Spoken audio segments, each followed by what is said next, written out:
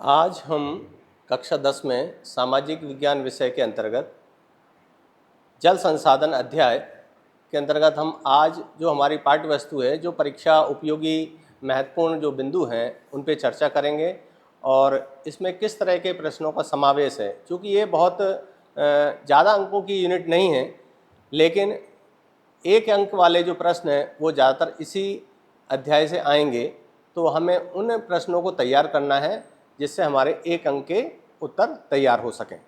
ठीक है, तो हमारा अध्याय जो है हम शुरुआत करते हैं।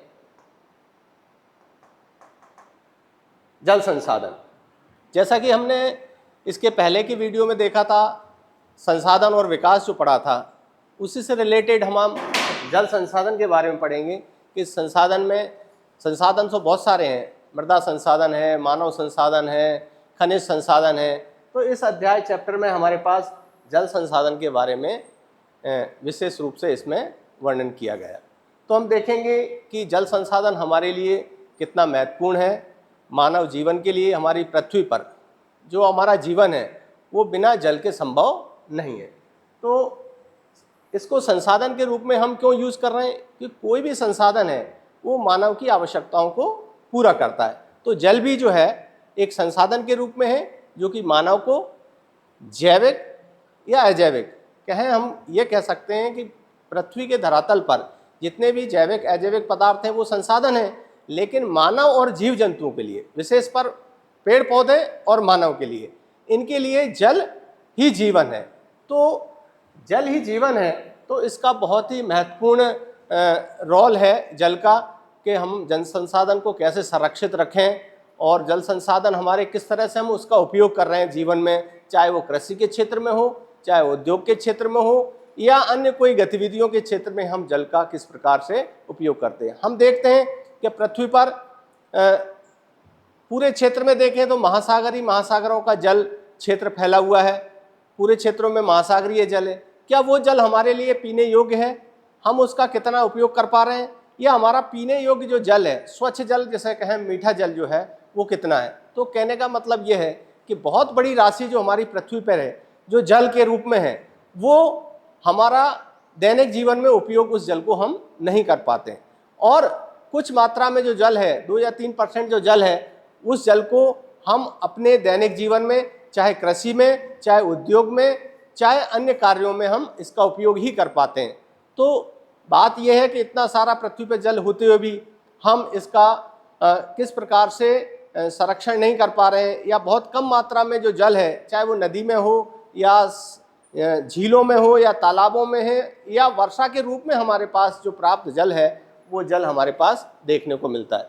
तो इस अध्याय में हम देखेंगे कि बहुत ही छोटे छोटे जो प्रश्न हैं, जिसको हम ऑब्जेक्टिव प्रश्न कहेंगे, वो प्रश्न हमारे इस अध्याय में देखने को मिलेंगे। जो एक नंबर की यूनिट है, इस पे ज़्यादा वेटेज नहीं दिया गया है, लेकिन हम एक नंबर के प्रश्नों को किस प्रकार तैयारी करें कि हमारे इस अध्याय से कोई भी प्रश्न छूट ना जाए।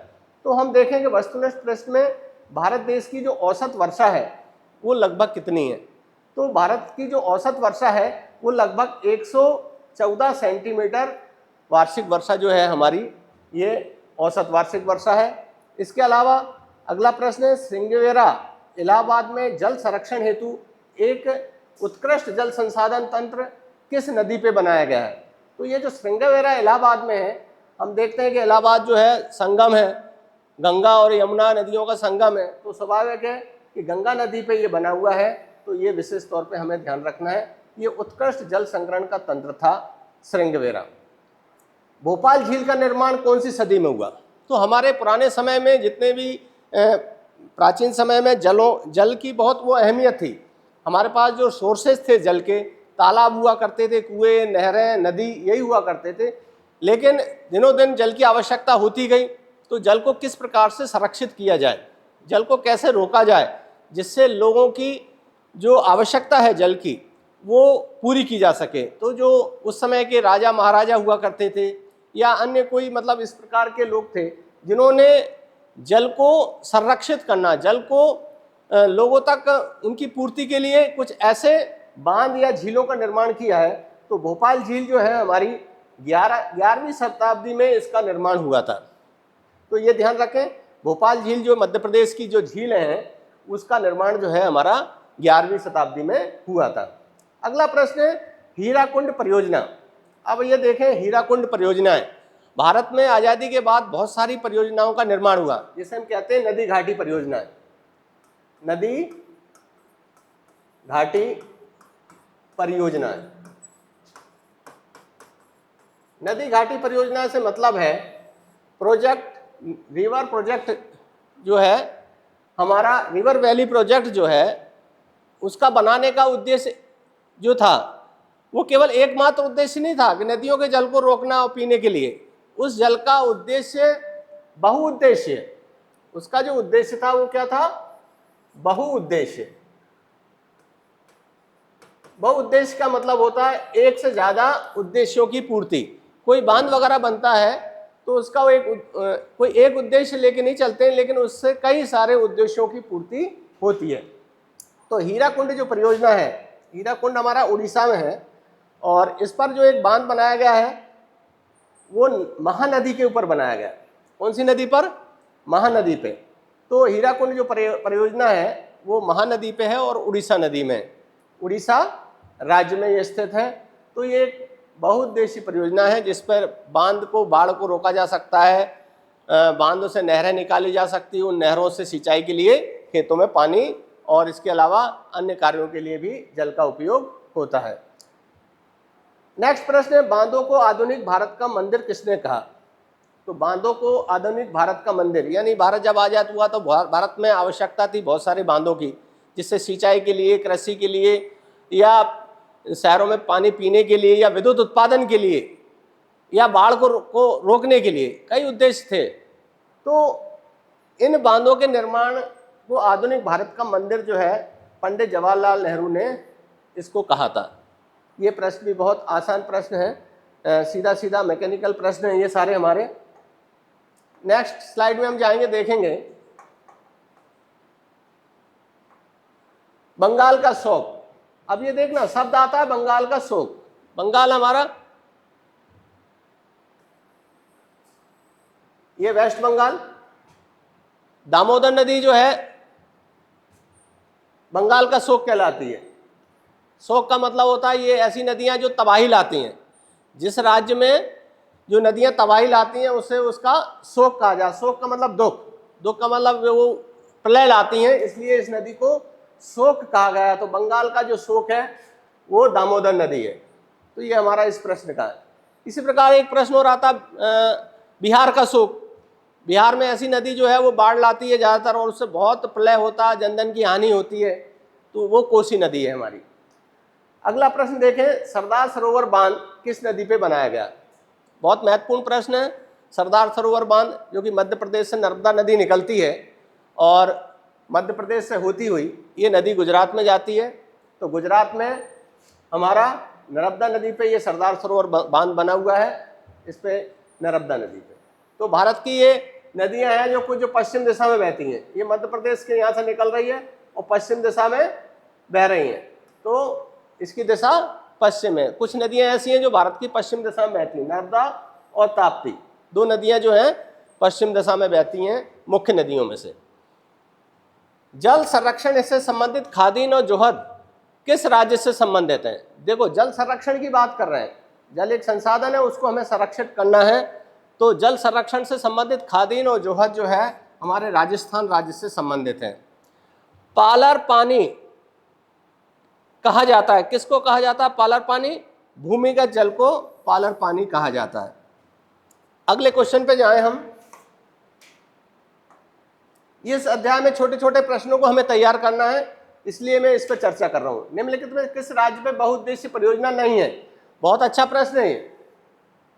किस नदी पर बहुउद्देशीय परियोजना नहीं है?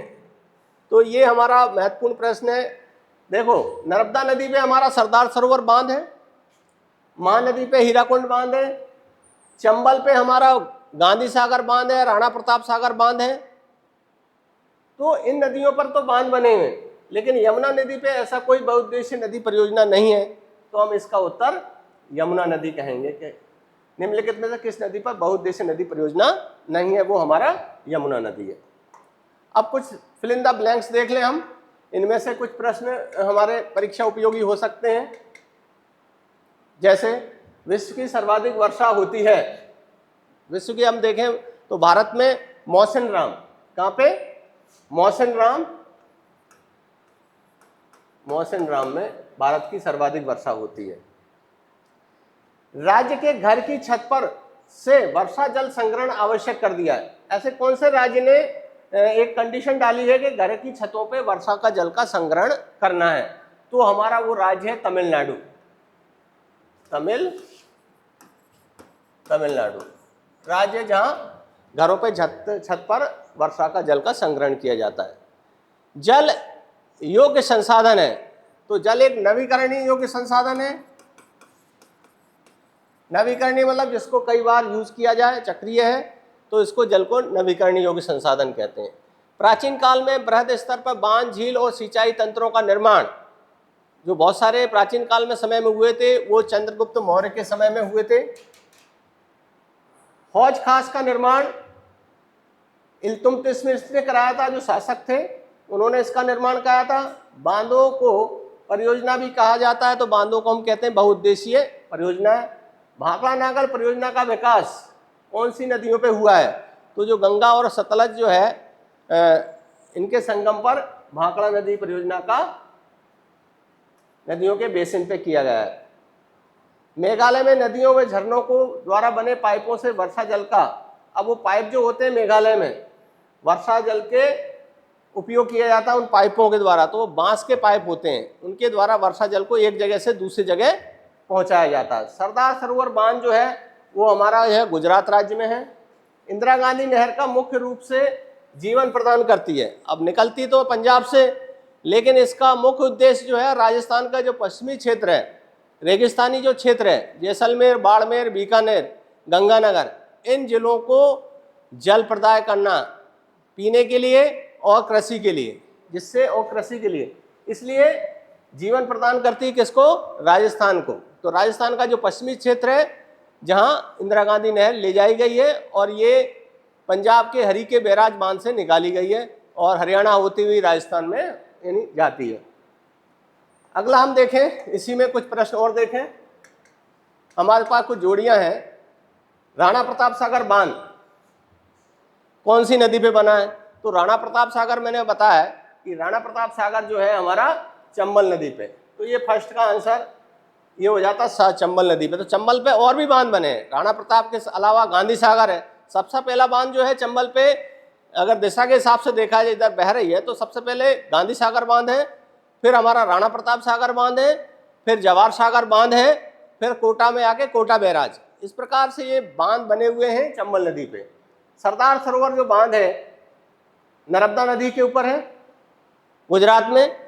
मध्य प्रदेश से नर्मदा नदी निकलती है अमरकंटक से और कच्छ की खाड़ी में गिरती है, तो ये नर्मदा सागर जो बांध है ये गुजरात में स्थित है। हीराकुंड बांध जो है हमारा महानदी में, उड़ीसा पे। हीराकुंड बांध जो है महानदी पे बना हुआ है उड़ीसा में। मैटूर बांध कावेरी नदी पे स्थित है, और नागार्जुन सागर बांध हमारा कृष्णा नदी पे। तो ये हमारे बांधों के नदियों, कौन कौन से नदियों पे बांध बने हुए हैं, इनको थोड़ा सा हमें देखना पड़ेगा। और भारत के मानचित्र में भी दे रखे हैं राज्यवार स्थिति किन किन राज्यों में है। नेक्स्ट हम देखते हैं, फिर एक और जोड़ी देख लेते हैं। इसमें कुछ और बांध है, हमारा रिहंद बांध है। रिहंद बांध सोन नदी पे, रिहंद बांध जो है सोन नदी पे है।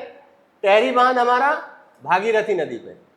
थोड़ा ध्यान रखें, टहरी बांध भागीरथी पे, रिहंद बांध सोन नदी पे। देखा होगा अमरकंटक से एक नदी हमारी नर्मदा निकलती है, तो एक दिशा में पश्चिम की ओर सोन नदी भी निकलती है, उसका उद्गम स्थल भी वही है। और सरदार सरोवर हमारा नर्मदा नदी पे है।